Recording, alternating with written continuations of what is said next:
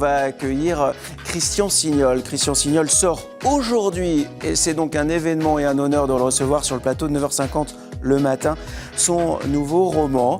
C'est un roman qui parle de médecin de campagne, c'est lui qui vous en dit plus dans quelques instants. Et puis nous essaierons de bien comprendre la vie. Oui, Christian est déjà dans les coulisses avec notre assistante. Tiens, Thierry Pourcel, si tu veux montrer Christian, on l'accueille dans quelques instants.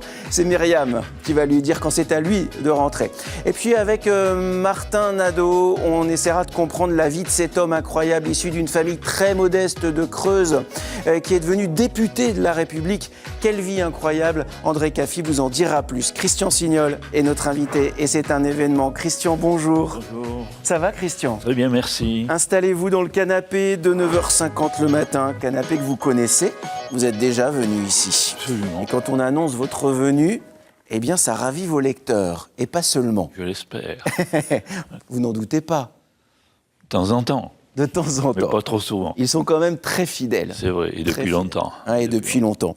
Et on pourra le constater à nouveau pendant la foire du livre de Brive, Oui. où vous dédicacerez, et vous êtes l'un de ceux qui dédicacent le plus pendant cette foire, La vie en son royaume. On va en parler, le livre sort aujourd'hui. C'est un livre qui nous plonge dans un univers qui nous concerne tous parce que vous nous racontez l'histoire d'un jeune médecin de campagne. Et là, on voit que le chemin n'est pas si simple que ça.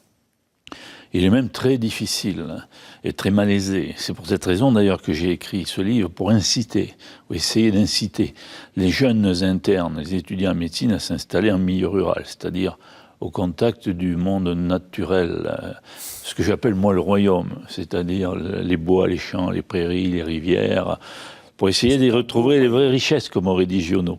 Mais en réalité, c'est quand même plus difficile que ça, parce qu'ils sont au contact, évidemment, d'un monde un peu finissant, mais avec quand même les belles couleurs de l'automne, et au contact aussi d'une population aussi vieillissante, mais un peu rude, mais courageuse et généreuse. Courageuse et généreuse. Alors, c'est assez incroyable parce qu'en fait, on est tiraillé dans ce roman, parce que oui, il y a une société qui disparaît, qui s'évapore un petit peu. C'est une société vieillissante, parfois malade, qui a elle-même des difficultés. Et puis, il y a un jeune médecin qui, lui, représente une espèce de renouveau.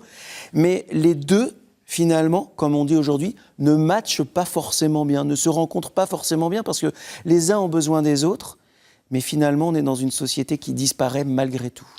Exactement. Et encore celui-là, ce héros-là, il a des origines rurales. C'est-à-dire il a passé une enfance auprès des grands-parents dans un village, ce qui fait qu'il est quand même attiré vers ce monde-là, ne serait-ce que pour le défendre dans une situation difficile.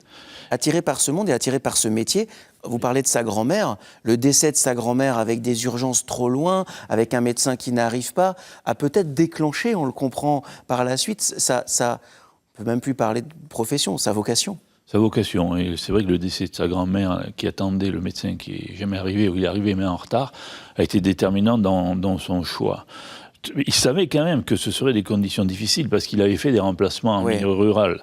Et donc il savait que ce qu'il y trouverait, c'est-à-dire la solitude dans le diagnostic, alors que quand on est médecin en ville, on peut toujours confronter son avis, son diagnostic auprès des autres. Là, à la campagne, on est seul. À l'hôpital également, tandis que là, souvent, à la campagne, il est seul. Seul, mais évidemment, il est dans une maison médicale. Alors seul et entouré, mais c'est presque une solitude collective. C'est ça, c'est une solitude collective. De plus en plus, les maires des petits villages essayent de créer des maisons de santé avec un médecin, une infirmière, un kiné, même la plupart du temps. Mais ils sont quand même très éloignés des centres de médicaux spécialisés. Et donc, souvent, ils doivent parer au plus pressé, et notamment attendre quelquefois les SAMU, les ambulances qui arrivent tard. Et se trouvent là, à ce moment-là, face à un danger immédiat qu'ils supportent mal. Parce que, contrairement à ce qu'on croit, les jeunes médecins, ou les médecins en général, d'ailleurs, doutent beaucoup. Ils doutent énormément. Ils doutent sur leur métier, ils doutent sur leur vocation, ils doutent sur leur savoir-faire parfois, parce qu'il y a des échecs, et il y en a dans ce livre-là. Il y a aussi des réussites, parce que la vie reprend toujours ses droits. Il y a des naissances, il y a des décès, mais il y a des naissances. Et puis, il y a la confrontation à la patientèle, comme on dit aujourd'hui, aux patients qui parfois sont très exigeants. Un père qui refuse, par exemple, que le médecin hospitalise son fils, parce que pour lui, ça n'est pas entendable. Et pour autant, le médecin là, doit prendre une décision de vie ou de mort. Oui, C'est souvent comme ça, hein, quand on est isolé dans ce milieu-là. Mais il y a aussi des personnages beaucoup plus positifs et beaucoup plus légers, heureusement. L'infirmière, par exemple, L'infirmière. elle est là, elle soutient ce jeune docteur. Et c'est là où je parlais de solitude collective, c'est-à-dire que chacun dans leur solitude vont se rencontrer. Et finalement, lorsqu'il apprend qu'il est père, alors qu'il est sur la route, comme tous les médecins de campagne, même nous, en tant que lecteurs, c'est comme les masques à oxygène en cas de dépressurisation, quoi. Ça nous fait du bien. Oui, parce qu'il a fallu mettre un peu de lumière quand même. Ouais. C'est quand même un métier difficile où il rencontre souvent la mort presque quotidienne. Donc il a fallu éclairer tout ça quand même. Donc j'ai créé des personnages assez positifs et assez originaux, comme une poétesse, un amoureux éperdu. Mais qu'on croise à la campagne. Qu'on croise à la campagne, également beaucoup de jeunesse, malgré tout, notamment une jeune fille qui s'appelle Marion, et qui, malgré la maladie, est d'un courage et d'une vitalité extraordinaire. Très grave en plus, vraiment très grave et évidemment dramatique. Et c'est certainement ce qu'il a, on comprend avec cette maladie grave, cette jeune adulte, adolescente en tout cas, on comprend que le médecin valorise sa vocation. Là, il sent le rôle précis du médecin. Quand je dis précis, c'est-à-dire que c'est tangible pour lui. C'est vrai, mais en même temps, pour soigner ces jeunes là, qui sont si attachants, ils sont obligés souvent de s'y attacher précisément. Et il s'aperçoit qu'il ne faut pas, parce que il sait bien qu'il ne sauvera pas tout le monde, malheureusement. Et dans ces cas si difficiles, il faudrait prendre un peu de recul, presque de froideur. Or, il ne peut pas. Quand on a affaire à des enfants malades, on ne peut pas. Et puis on connaît les familles quand on est médecin à la campagne. C'est pas un patient de temps en temps. C'est les enfants, les parents, les grands-parents. C'est une lignée que l'on soigne. On parle souvent de déserts médicaux. Au fond, dans ce livre-là, on comprend bien que ça va bien au-delà.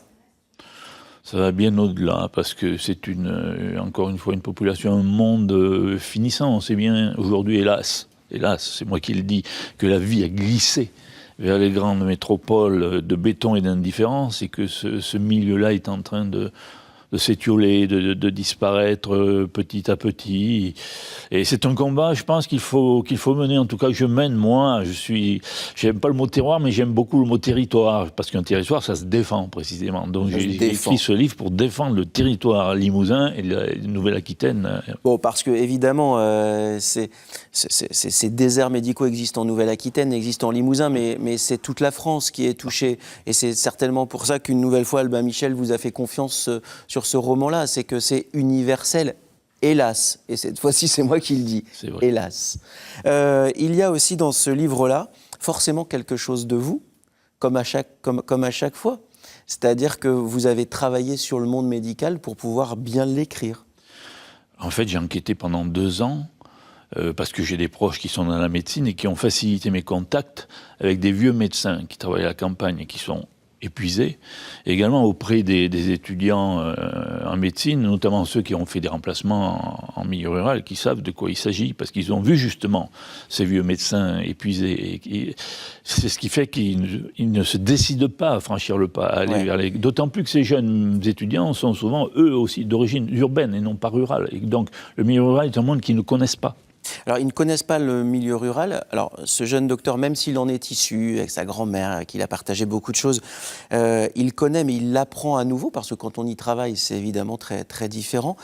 Et en même temps, il y a, comme vous le disiez, beaucoup de poésie, beaucoup de générosité, parce que quand on croise un médecin de campagne, il le dit, la patientèle est généreuse. Les patients sont généreux avec ces médecins de campagne, parce que, contrairement à ce qu'on pense, ils comprennent l'utilité d'un jeune médecin qui s'installe. Ils ont beaucoup de bienveillance avec leurs jeunes médecins.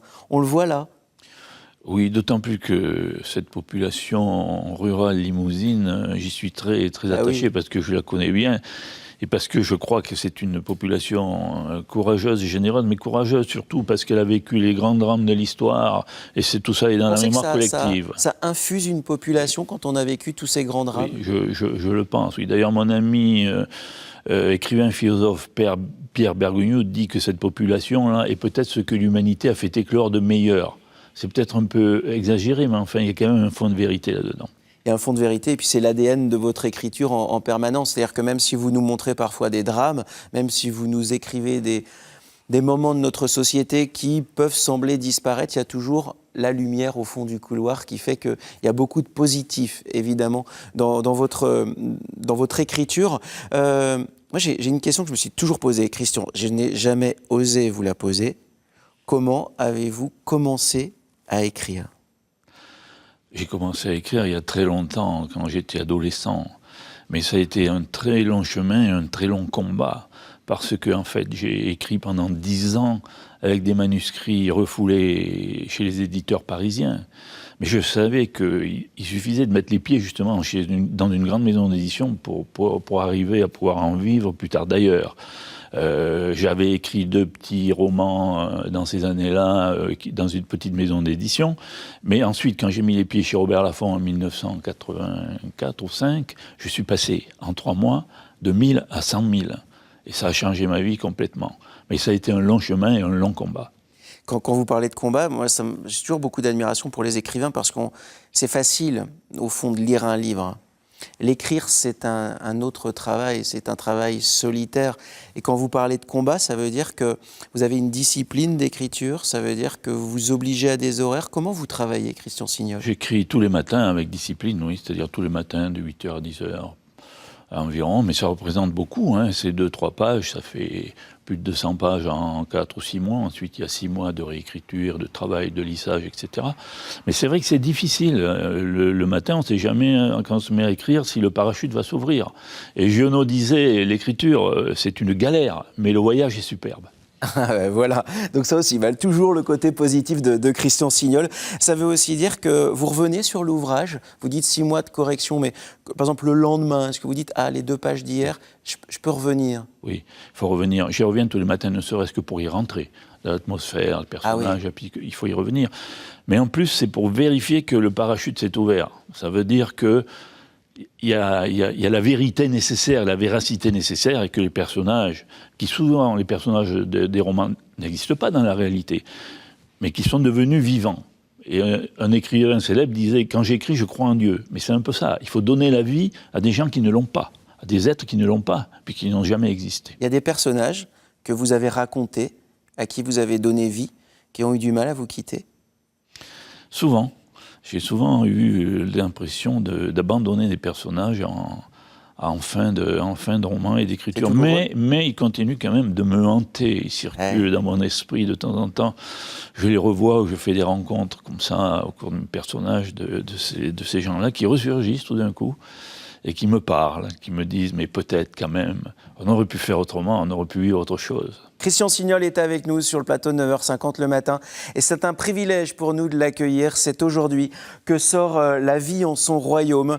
Si vous venez de nous rejoindre, c'est la vie d'un jeune médecin de campagne. Cette campagne, c'est son royaume parce que forcément c'est beau. La campagne, vous la connaissez bien, vous l'écrivez souvent, vous l'écrivez même très bien.